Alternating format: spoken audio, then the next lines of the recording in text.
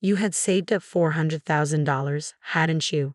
I used that money to buy a new house. My mother-in-law, Jane, reported one day that she had bought a house without even mentioning it to me. Furious, I confronted my husband about the situation, but he began to defend his mother, saying, "Let's just let Mom do what she wants.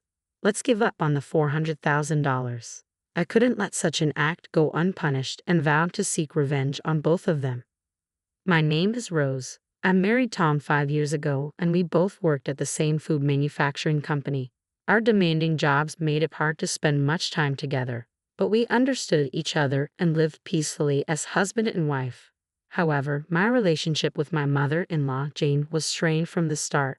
When I first met Tom's family to announce our marriage, Jane had said, "You're planning to quit your job and support Tom after marrying him, aren't you?" "No," I replied. "I intend to continue working after our marriage. Tom and I have discussed this, and he agrees with my decision to keep working." "Isn't it normal for a bride to quit her job and support her husband at home after getting married?" Jane continued. "When I married my late husband, I quit my job and spent my life as a housewife.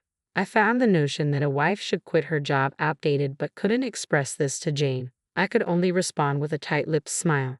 Is Tom really okay with you continuing to work? When he comes home tired from work and you're not there, it will increase his burden." "That's only your opinion, Mom," Tom said. "I'm fine with it. Please let Rose do as she pleases." Thanks to Tom stepping in and stopping his mother, we weren't subjected to any more snide remarks and left his parents' house without further incident. I thanked Tom for standing up for me. If you hadn't intervened, I might have faced more unpleasant comments. "My dad passed away, and since then, my mom has been raising me on her own," Tom said. "She probably just worries. Don't think too much about it." I felt fortunate to be married to such a thoughtful person. As we headed back to our apartment, I reflected on how peaceful our life together had been. However, one day, after 5 years of marriage, Tom suggested living with his mother. "Hey, we often leave the house empty because of work. How about moving in with my mom?" he proposed. "Honestly, I don't like that idea," I said. "Is that so? Sorry for bringing it up suddenly. Forget I mentioned it." I was taken aback by the suggestion but relieved when Tom quickly accepted my response. We did end up living together, which was a relief. A week later, after Tom's suggestion, I returned home from a long day at work around 9:00 p.m. I was exhausted and muttering to myself as I tried to unlock the door, only to find it already open. Tom usually contacts me when he gets home, but he must have forgotten today. Entering the house, I called out, "I'm home." "Oh, you've finally come back," Jane said, appearing in the living room. "Tom hasn't come back yet. He gave me a spare key." "What? Tom had given a spare key to his mother without informing me?" I was stunned and frozen in place. Jane continued, "Don't just stand there. Can you prepare dinner? I've been waiting for you to come back." Mom, haven't you eaten yet?" I asked, bewildered. "Yes," she replied, as if it was perfectly normal for her to enter my house uninvited and expect dinner. Her audacity was astonishing. I was reluctant to confront Jane directly, but I couldn't just ignore her. "Is that so? All right, I can only make something simple. Is that okay with you?" I said, noticing some ingredients were missing. It felt like the fridge was more empty than it had been when I checked yesterday. "Something easy is fine. Please hurry up. I'm hungry." "Please wait a moment. I'll prepare it right away," I responded, trying to accommodate her request. I quickly prepared a meal and served it to Jane. "Thank you. I'll eat now," she said. After taking a sip of the miso soup I made, Jane remarked, "What is this? It doesn't taste good." I was taken aback. Did she really just say my miso soup wasn't good? "It doesn't taste good. Didn't you hear me?" Jane's criticism was unmistakable. "It seems you can only make such meals because you're always busy with work," Jane continued. "You should quit your job and focus on the household." "But Tom says he likes the meals I cook," I countered. "That must be flattery. Can't you even understand that?" she snapped. It was clear she disapproved of my working after marriage. For the next hour, Jane continued to make snide remarks. "I'll be visiting often from now on, so make sure you take care of the house properly," she said before leaving in a seemingly good mood after airing her grievances. About 30 minutes later, Tom came home. "Hey, did you give a spare key to your mom?" I asked. "Oh, yeah, I did," Tom replied. "I was surprised to see her suddenly at our place today. After making her dinner, she said it was bad. Well, these things happen. Don't worry about it, Tom said casually. What kind of attitude is that? I protested. She suddenly shows up, mocks the food I made, and you're telling me to just endure it. This all started because you gave her the spare key. Tom's temper flared. If you had agreed to live with her, it would have been better. I'm tired. I'm going to sleep. I don't need dinner. Am I to blame? You were the one who agreed to this, I said, feeling heartbroken by his response. The next day and the day after, the situation didn't improve. The room is messy and it doesn't look like you've cleaned properly. The laundry is all wrinkled and unsightly, Jane complained every time she visited. Her frequent visits and constant dissatisfaction were becoming unbearable. I might have been able to tolerate her remarks, but a week after she started visiting often, it felt like my patience was wearing thin. I noticed something strange. The food supplies were dwindling again, and the detergent we had stocked up on was also missing. Our apartment and my in-laws' house are only a 10-minute walk apart, and it was clear that the daily disappearance of food and household items was abnormal. I didn't want to jump to conclusions, but it seemed Jane might be taking them without permission. One day, when she came over, I decided to confront her, hoping it was just a misunderstanding. Mom, you haven't been taking our food and household items without asking, have you? Jane admitted it without hesitation. Oh, you found out, have you? It's not a problem for me to take things from my son's house. You're not home because of work, and it would be a waste if the food went bad. I was taken aback by her nonchalant attitude. How could she be so calm and unapologetic? I thought, indeed, it was Tom's house too, but that didn't justify her actions. Speaking of which, Jane continued, I should mention that you saved up $400,000, didn't you? I used that money to buy a new house. What are you talking about? I asked, confused. There's no need to pretend you don't know. You had it saved in a bank book, right? I was surprised by how much was in it when I opened it. I could hardly believe what I was hearing. She used $400,000 of my savings to buy a house without anyone's permission, but you shouldn't have been able to withdraw the money with just the bank book. How did you get the PI? Oh, you had the PI written on a note inside the bank book, didn't you? Jane said with a smirk. I found it quite easily. I guess I should thank you for making it so accessible. I had let my guard down, thinking no one would look into my bank book. Indeed, I had put a note inside to remember the PI. I was looking for a better living environment, and this worked out perfectly, Jane said, laughing as she left my house. Her actions were unforgivable. Using someone else's money without permission was beyond reprehensible. I told Tom about how his mother used my money to buy a house, but his response was infuriating. He acted as if it were none of his concern and said, let Mom do what she wants. Just forget about the $400,000. His dismissive attitude was the last straw. My patience with both him and Jane had worn thin, and I couldn't tolerate any more of their behavior. I decided it was time for some revenge. The next day, I invited Jane over to our house under the pretense of discussing the situation. Before she arrived, I discreetly activated the voice recorder on my mobile phone to gather evidence. Yesterday, you mentioned using $400,000 from my bank book without permission to buy a new house. Is that true? I asked her.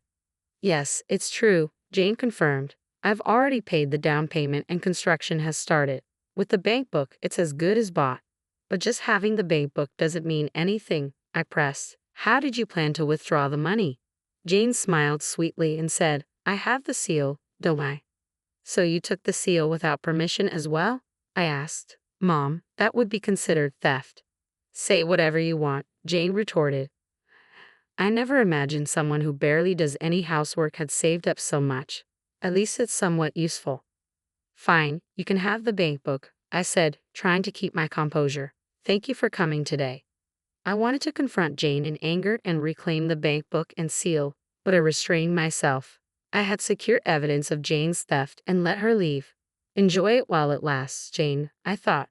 The following day, I called Jane again to retrieve what was stolen. Mom, I don't mind giving you the bank book, but it seems personal identification is needed to withdraw the money. I'll go to the bank to withdraw it, so could you please bring the bank book and seal? All right, Jane agreed. I'll bring them over. I hung up the phone, feeling a mix of relief and anticipation. I had no intention of withdrawing the $400,000. In this day and age, You can't access such a large amount of money without proper identification. Jane's naivety was astonishing. She seemed completely oblivious to the gravity of her actions, blinded by the lure of easy money. After retrieving the bank book and seal from Jane, I went straight to the police station. I need to report a crime, I said.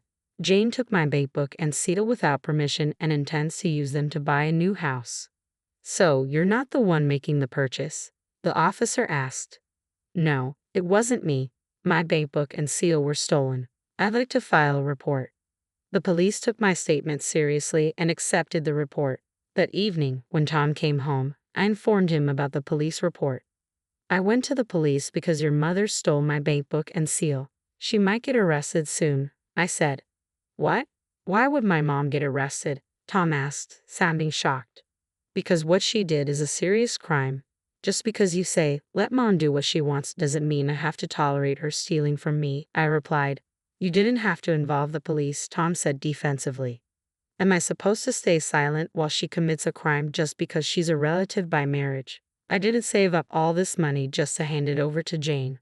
Tom's face flushed with anger. So now you're calling my mother an old hack? That's enough, I said. I'm not going to let her get away with this. Tom stormed off to his room, only to return moments later with a divorce form. I never thought you'd say something like that. Sign this, he demanded. I was taken aback that he had a divorce form ready, but I was equally resolute. If this is how you feel, I'll sign it. Just get it over with, I said. Tom seemed surprised by my willingness to sign so quickly. After I completed the paperwork, he took the form and left. I showed Tom the divorce form. There should be no problem now. I'll submit this to the city hall myself, I said. It was clear he wanted to avoid facing me any longer. After our conversation, Tom quickly left the house, despite the late hour, likely heading to his mother's place. About 20 minutes later, my phone rang. Hello? I answered. It's Tom, came the voice on the other end. I told Mom that Rose filed a police report. Could you withdraw it? No way, I said firmly. Even if she's pretending to be remorseful, it doesn't change anything. I won't forgive her. She's likely to do this again. Another call came in. Hello? I asked, annoyed. I'm sorry, said a tearful voice. It wasn't Tom's but Jane's. She was crying and apologizing, but her tears did nothing to soften my stance.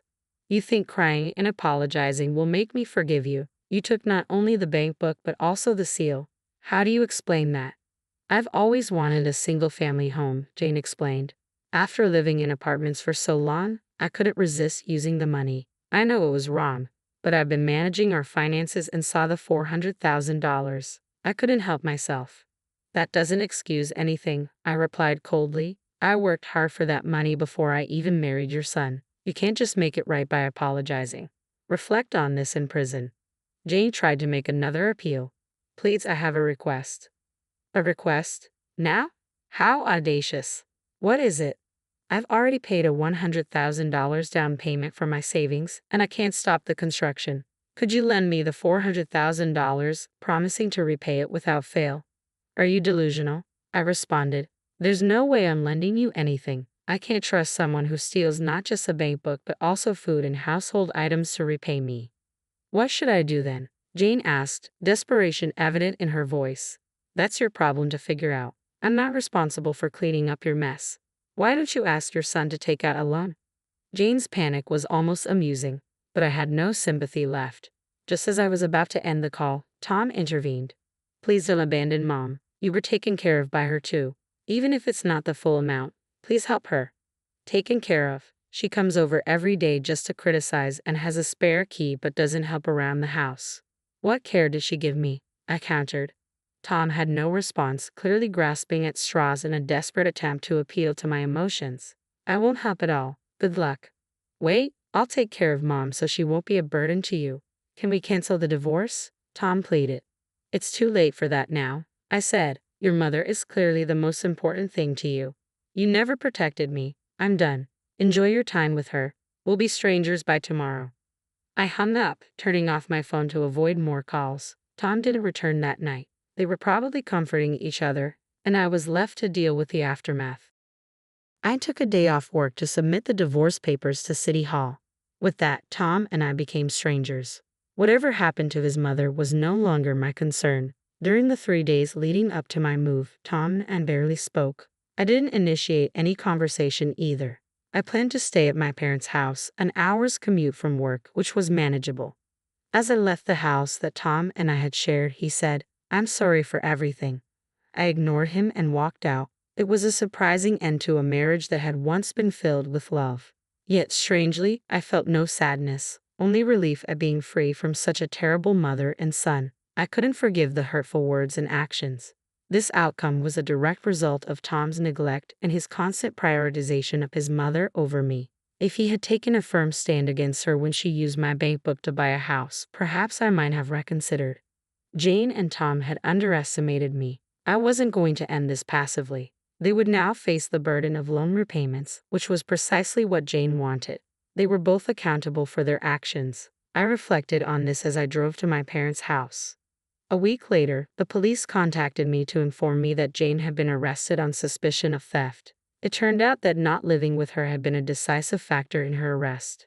Had I lived with my mother-in-law, the case might have been considered theft among relatives, making an arrest difficult. I was relieved and thanked the police before ending the call. Jane would now have the chance to truly reflect on her crimes in prison. Just then, Tom called. "Hello. My mom got arrested." "I know. The police just informed me," I said. "With her gone, there's no way I can pay off the loan by myself. So what do you want from me?" "Are you asking for my help?" he replied. "No. Don't call me anymore," I said and hung up. To ensure he couldn't contact me again, I blocked his number and messages. A month later, a coworker told me something surprising. "Hey, did you hear? Tom quit the company." Tom and I worked at the same company, though we were in different departments, so we didn't interact much. With news of his mother's arrest spreading within the company, it seemed Tom found it too difficult to stay. I had no involvement in spreading the gossip and had no idea what happened to him afterward, but he was likely struggling with the loan repayments. 3 years later, I remarried someone I met completely outside of work, someone who truly values me. My new in-laws have welcomed me warmly, and I cherish them in return. I finally feel I've found true happiness and hope never to experience anything like before again.